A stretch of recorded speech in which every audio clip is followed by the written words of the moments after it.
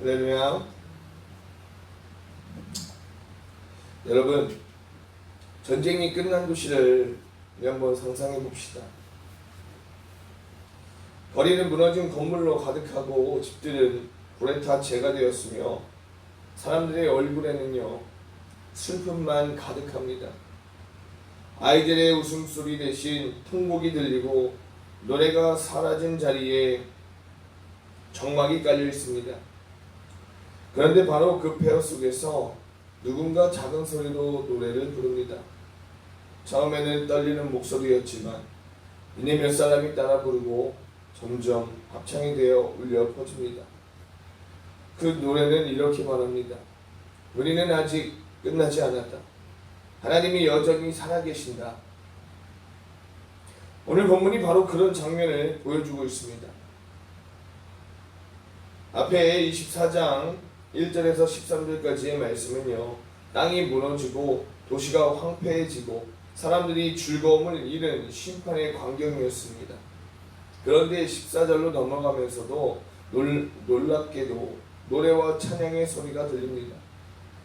이 절망의 자리에서 희망의 노래가 터져 나오는 것이죠. 성도 여러분, 이것이 신앙의 신비입니다.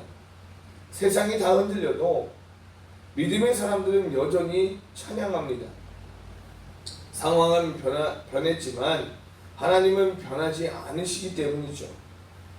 눈물 속에서도 노래할 수 있는 힘, 그것이 바로 하나님의 백성에게 주어진 은혜다라는 사실을 우리는 기억해야 될 줄 믿습니다. 오늘 본문 14절의 말씀에 보십시오. 이렇게 기록되어져 있어요. 무리가 소리를 높여 부를 것이며 여호와의 위엄으로 말미암아 바다에서부터 크게 외치리니 라고 말이죠. 이 장면은 놀랍습니다. 땅에서는 무너지고 도시가 황폐해지고 사람들이 즐거움을 잃고 통곡하는 장면이 나오죠. 그런데 갑자기 방향이 바뀌어 찬양과 기쁨의 소리가 울려 퍼지고 있어요. 그래서 15절의 말씀은 이야기합니다. 그러므로 너희가 동방에서 여호와를 영화롭게 하며 바다 모든 섬에서 이스라엘의 하나님 여호와의 이름을 영화롭게 할 것이라 라고 말이죠. 즉 하나님을 향한 찬양이 전 세계로 번져나간다라는 것입니다. 서쪽에서부터 동방으로 바다 섬들까지 찬양이 이어집니다. 그리고 26절의 말씀은 이렇게 선포합니다. 땅 끝에서부터 노래하는 소리가 우리에게 들리리니 의로우신 이에게 영광을 돌리세 하도다. 아멘. 여기서 중요한 메시지는 이것입니다. 세상은 무너지고 상황은 절망적이지만 하나님의 백성은 여전히 찬양한다라는 것이죠. 성도 여러분, 이게 바로 믿음입니다.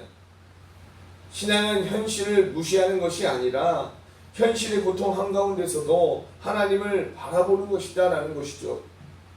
상황은 황폐해졌지만 하나님의 위엄은 여전히 선포됩니다. 세상은 흔들려도 하나님의 나라는 흔들리지 않습니다. 그래서 믿음의 사람들은 절망 속에서도 찬양할 수 있다라는 것이요. 이것이 바로 신앙의 힘이다라는 거예요. 하나님을 찬양하는 순간 우리의 시선은 무너진 세상이 아니라 여전히 살아계신 하나님께로 옮겨진다는 사실을 잊지 마시기를 바랍니다. 또한 그 하나님이 저와 여러분을 붙들고 계시는 줄 믿습니다.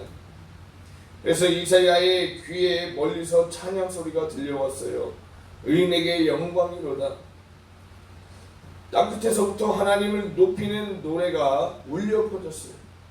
무너진 세상 속에서도 하나님을 붙드는 사람들의 찬양이 메아리 쳤다라는 것이죠. 그런데 그 소리를 듣던 이사야의 마음이 복잡해졌어요. 그는 이렇게 고백합니다. 나는 쇠잔하였고 나는 쇠잔하였으니 화 있을진저. 왜냐하면 찬양이 울려 퍼지는 현실 속에서도 여전히 죄와 배반이 가득했기 때문이다라는 거죠. 사람들이 하나님을 찬양하면서도 동시에 하나님을 배반하고 여전히 불의가 세상에 가득한 것을 본 것이다라는 겁니다.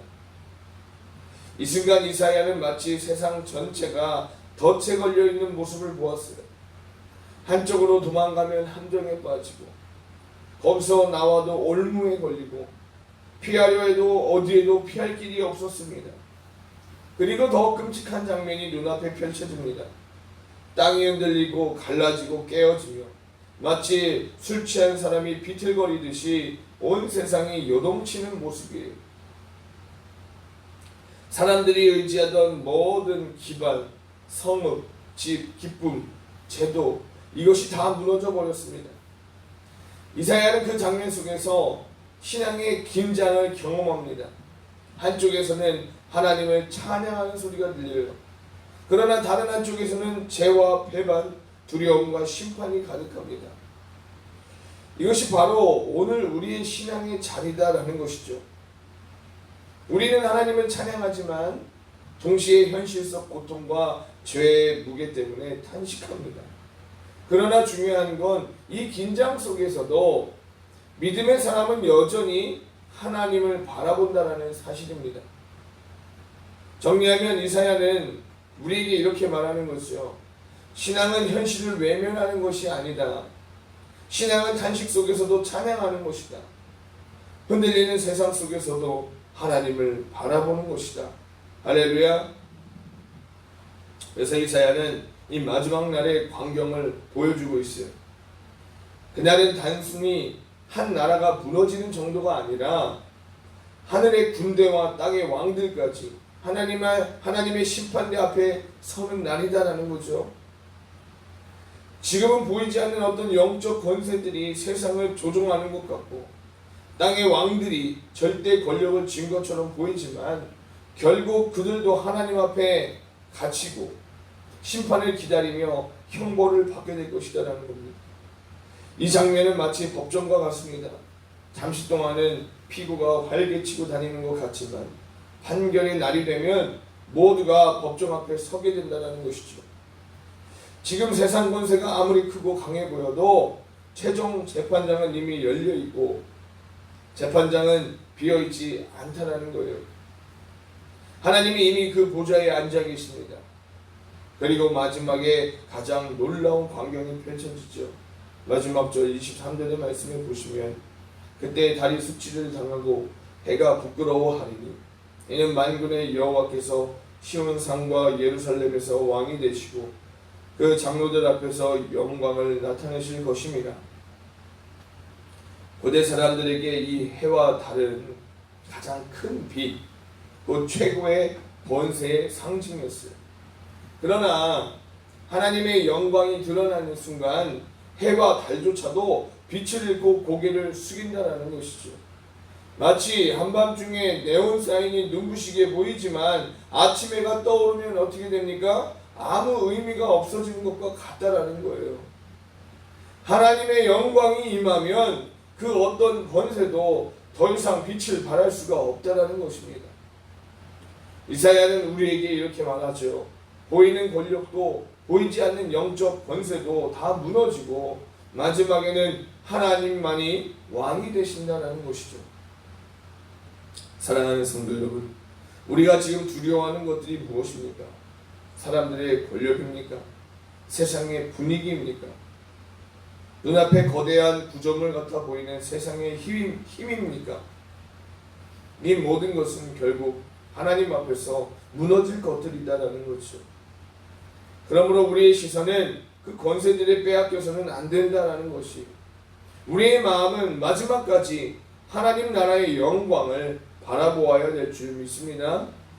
오늘도 저와 여러분은 이 하나님의 영광을 위하여 하나님을 붙들고 하나님을 의지하며 정말로 하나님 앞에 간구하는 마음으로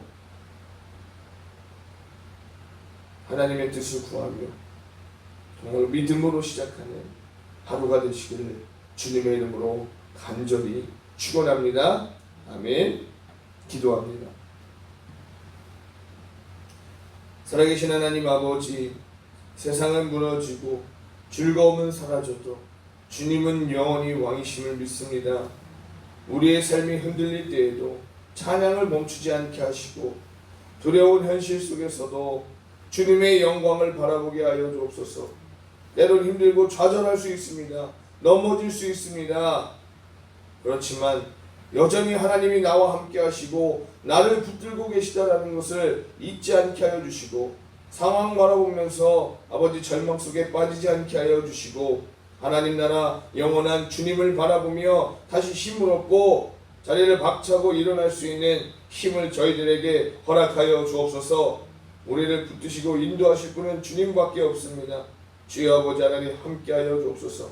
세상이 나를 우울하게 만들고 힘들게 만들고 어렵게 만들지라도 주님, 그 주님이 나를 붙들고 계시기에 우리는 힘을 낼 수 있음을 깨닫습니다. 정말로 내 생각, 내 마음, 내 기분에 빠져들지 않게 하여 주시고 오직 주님만 붙드는 오늘 하루가 될 수 있도록 주여 인도하여 주옵소서. 오늘도 왕 되신 주님께 순종하며 살기를 원합니다. 저희를 붙들어 주옵소서. 예수님의 이름으로 간절히 기도하옵나이다. 아멘.